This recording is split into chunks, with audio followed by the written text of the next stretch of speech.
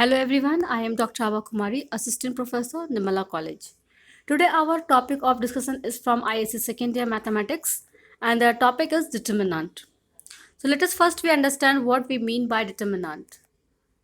तो डिटर्मिनेंट जैसे हम मैट्रिक्स पढ़ते हैं लास्ट क्लास में तो हमने क्या देखा मैट्रिक्स में हम जो एलिमेंट्स को अरेंज करते हैं तो वो एरे के अंदर रहता है, ठीक है। तो यहाँ पे जब हम एलिमेंट्स को अरेंज करेंगे corresponding to each square matrix, और सेकेंड एक मेन बात ये है कि आपका जो भी मैट्रिक्स है वो स्क्वायर मैट्रिक्स होना चाहिए, ठीक है।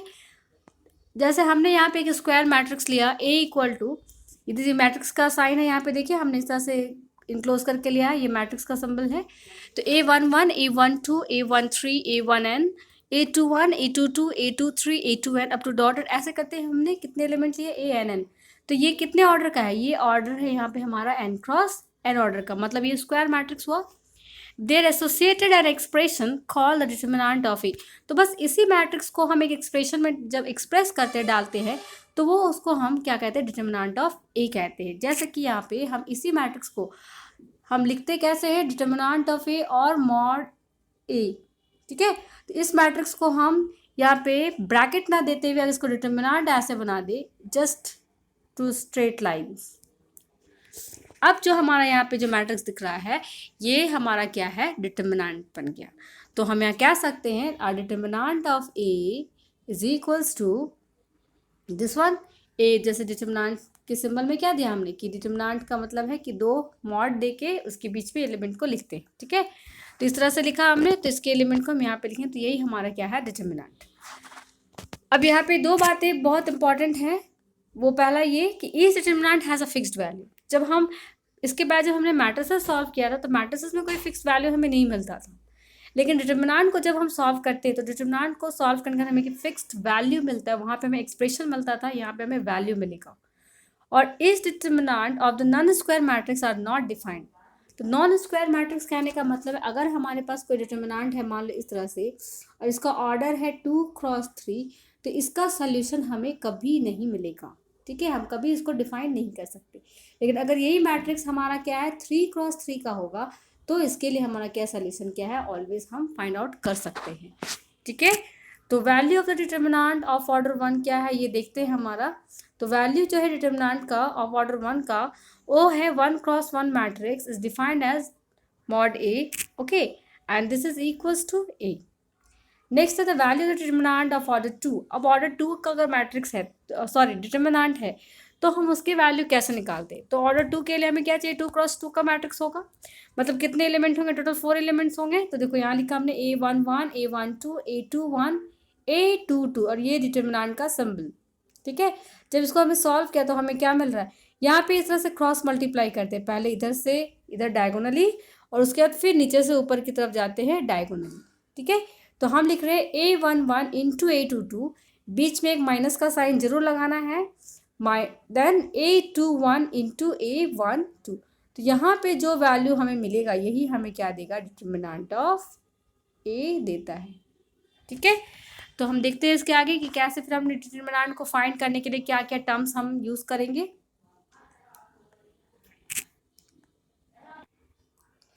अब नेक्स्ट हम एक एग्जांपल देखते हैं। जैसे एक एग्जांपल में हमने लिया है if determinant 4m minus 35 equals to 8, तो हमें फाइंड करना है कि m का वैल्यू क्या होगा।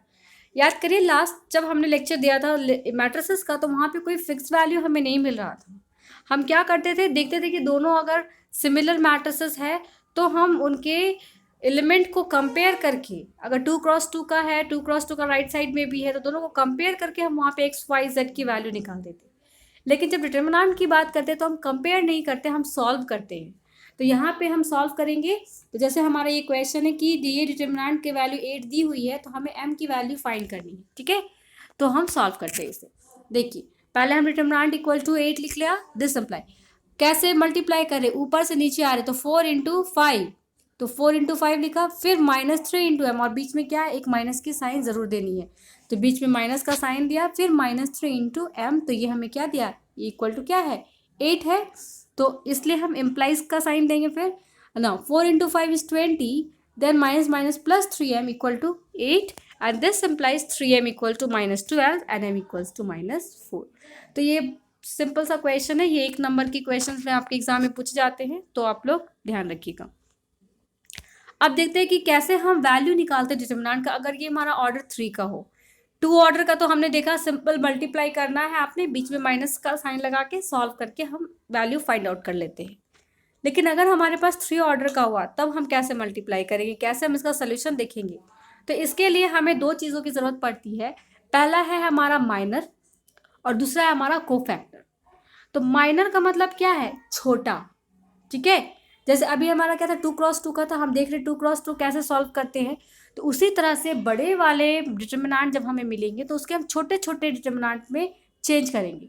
तो वो जो छोटा छोटा डिटरमिनेंट हम बनाते हैं वही हमारा क्या कहलाता है, माइनर कहलाता है। तो देखते हैं क्या है माइनर। तो minor of A I J in A, the minor of an element aij in A is defined as the value determinant obtained by deleting the ith row and jth column of mod A, that is determinant of A। तो हमें जिसका भी minor निकालना होता है उस वाले के रो और कॉलम को हम क्या करते हैं, डिलीट करते हैं। बाकी के जितने बचे हुए हमें रो और कॉलम रहते हैं उसको हम लेते हुए एक नया डिटरमिनेंट फाइंड करते हैं और तब उसके वैल्यू को हम सॉल्व करके निकाल देते हैं, ठीक है। इसके लिए फिर अब क्या है, नेक्स्ट है कोफैक्टर। कोफैक्टर क्या है, तो कोफैक्टर जो हम माइनर निकालते हैं उसी से हमारा कोफैक्टर मिलता है। तो the cofactor CIG of an elements AIJ is defined at CIJ।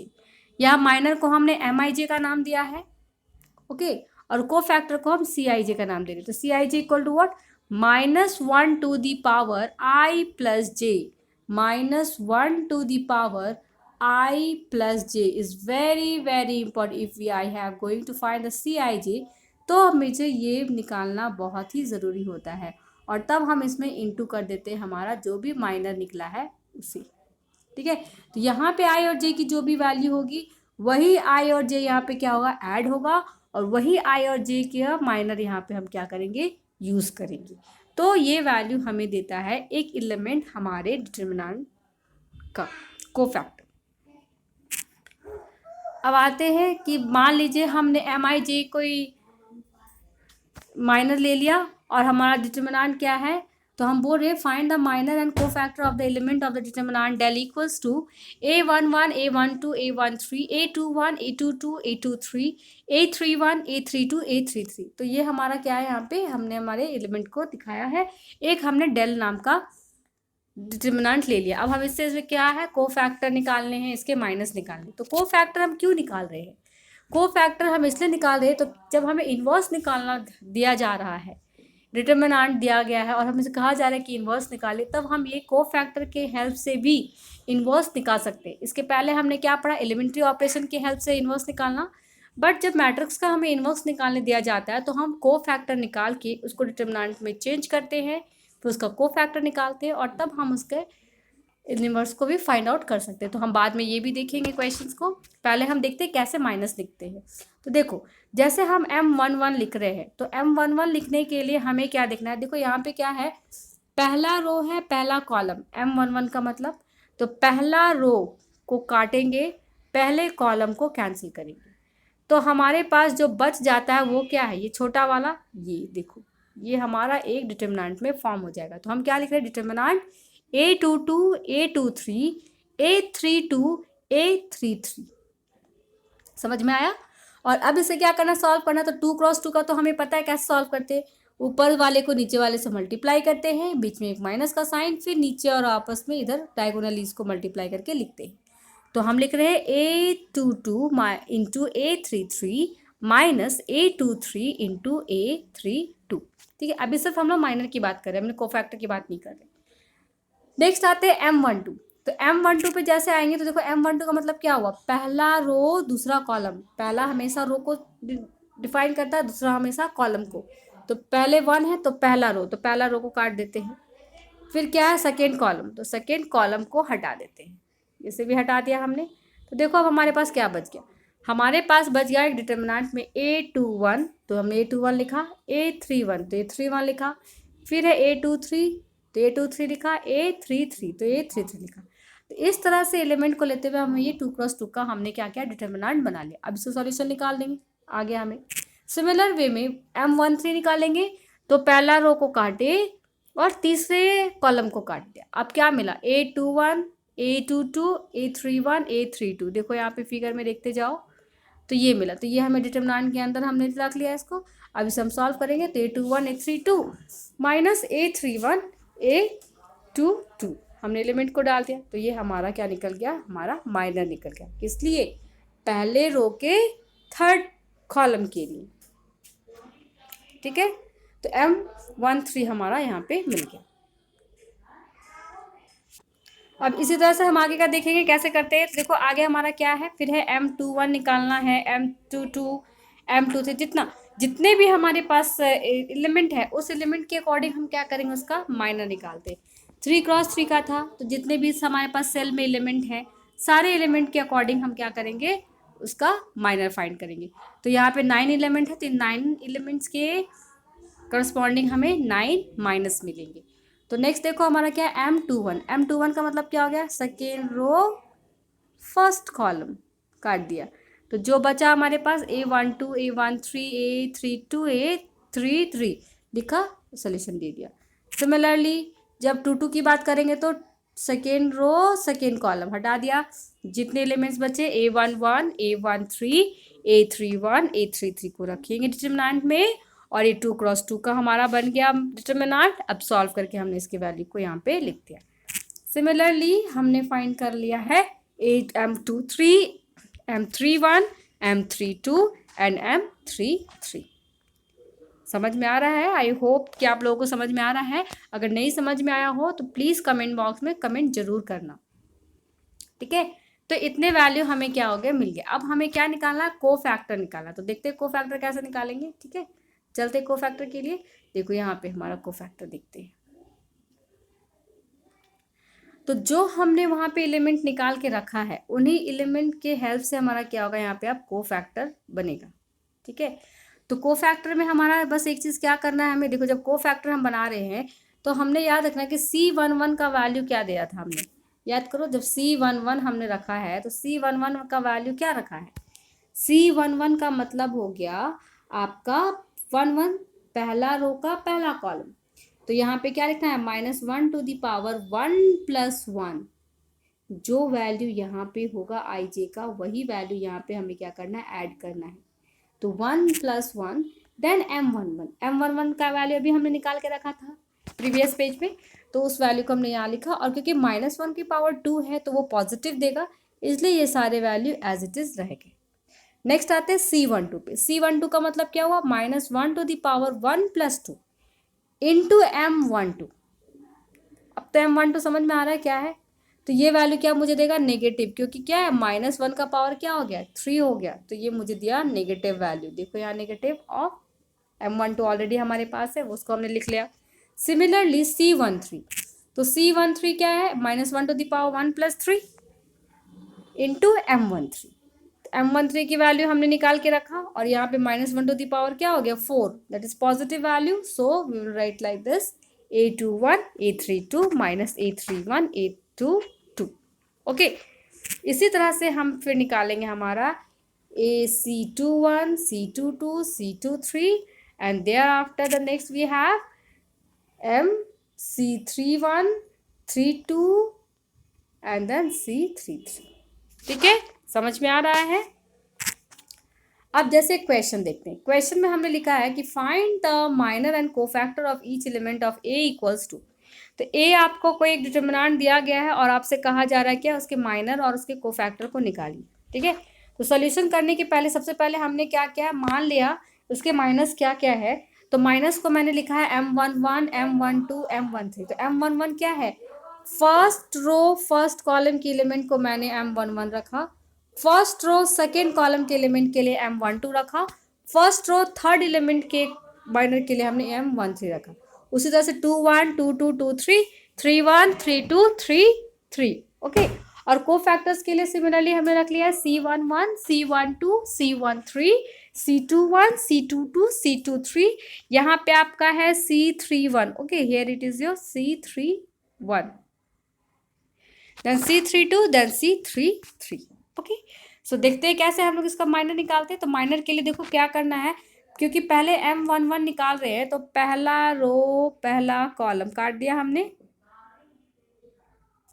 ऐसे। क्या बचा? -1 2 5 और 2। तो हमने यहाँ पे डिटरमिनेंट के फॉर्म में लिख लिया। अब इसको सॉल्व करेंगे। सॉल्व क्या है? -2 माइनस का साइन बीच में बोला गया था माइनस, फिर 5 × 2 10, तो क्या मिला? -12। ठीक है। सिमिलरली जब M12 की बात करेंगे, M12 की बात करेंगे तो देखो फिर हम क्या करेंगे, यहाँ पे हमारे इस मैट्रिक्स डिटरमिनेंट को देखते हुए M12 जब निकाल रहे हैं तो पहला रो दूसरा कॉलम, यही ना, तो पहला रो और दूसरे कॉलम को काट दिया तो मेरे पास एलिमेंट क्या बच गया अब यहाँ पे देखो 4 3 और 2 2 बचा। तो 4 3 और 2 2 को हमने क्या किया? डिटरमिनेंट में लिखा। डिटरमिनेंट में लिखने के बाद हम इसको सॉल्व करेंगे। सॉल्व करके हमें क्या मिला? 4 × 2 8, 3 × 2 6 और बीच में माइनस का साइन, तो मिल गया हमें 2। सिमिलरली M13 निकाले। M13 का मतलब क्या? पहला रो और थर्ड कॉलम। पहला रो को कैंसिल करेंगे और थर्ड कॉलम को कैंसिल करेंगे तो क्या मिला? 4 - 1 3 and 5। तो 4 - 1 3 and 5 यहाँ पे लिख लिया हमने। ये कितना वैल्यू दिया? ये हमें दिया 23। तो सिमिलरली हम अगेन फाइंड करेंगे 2 1 2 2 2 3। तो देखो हमें पर वैल्यू आ गया -16 -4 देन 14 और फिर इसी तरह से 3 1 3 2 3 3। तो ये आ गया -4 -6 + 11। ठीक है। तो ये हमने क्या किया? माइनस निकाले। अब हमें क्या चाहिए थे? को फैक्टर चाहिए थे। तो को फैक्टर का देखो क्या था, बताया था मैंने। को फैक्टर के लिए क्या करते हैं? एक माइनस साइन लगाते हैं और जिसके लिए फाइंड करते हैं वही चीज़ पावर में चला जाता है। ठीक है। तो जैसे C11 के लिए निकाल रहे हैं तो C11 की क्या होगा? -1 की पावर 1 + 1 इंटू M11। M11 कितना निकला है? -12 निकला है। तो हमने यहाँ लिखा -12 और क्योंकि ये वैल्यू प्लस हो जाता है इसलिए कोई फर्क नहीं पड़ेगा। हमारा C11 का वैल्यू कितना आ गया? -12। फिर C12 का मतलब क्या हो गया? -1 की power 1 + 2 and then into M12 का वैल्यू कितना है? 2 है। तो ये कितना हो गया? माइनस आ गया यहाँ पे देखो 3 है ना पावर, तो ये माइनस हो गया इसलिए माइनस टाइम्स और फिर यहाँ से ये 2 आ गया यहाँ, तो हो गया -2। तो C12 का वैल्यू कितना आ गया? -2। इस तरह C13 की वैल्यू आ गई 23। देखो पॉजिटिव हो जाएगा ना क्योंकि -1 की पावर कितनी हो गई? 4। इसी तरह से देखो 2 1 निकालेंगे, फिर 2 2, फिर 2 3। तो ये आ गया मेरा 16 -4 -14 और फिर हमने निकाल दिया C31 C32 C33 -4 then 6 then 11। Okay. I hope आप सबको ये वीडियो पसंद आया हो और अच्छे से समझ में आया हो। ठीक है। अगर नहीं समझ में आया तो भी मुझे कमेंट बॉक्स में कमेंट ज़रूर करना ताकि मुझे समझ में आ सके कि कितने लोगों को इस वीडियो से फ़ायदा हो रहा है, नहीं हो रहा है। ये भी जानना बहुत ज़रूरी है क्योंकि अगर आपको समझ में नहीं आ रहा है तो हम कोई ऑल्टरनेटिव मेथड यूज़ करेंगे आप लोग को समझाने का। ठीक है। तो कमेंट बॉक्स में कमेंट ज़रूर करिएगा। Thank you all.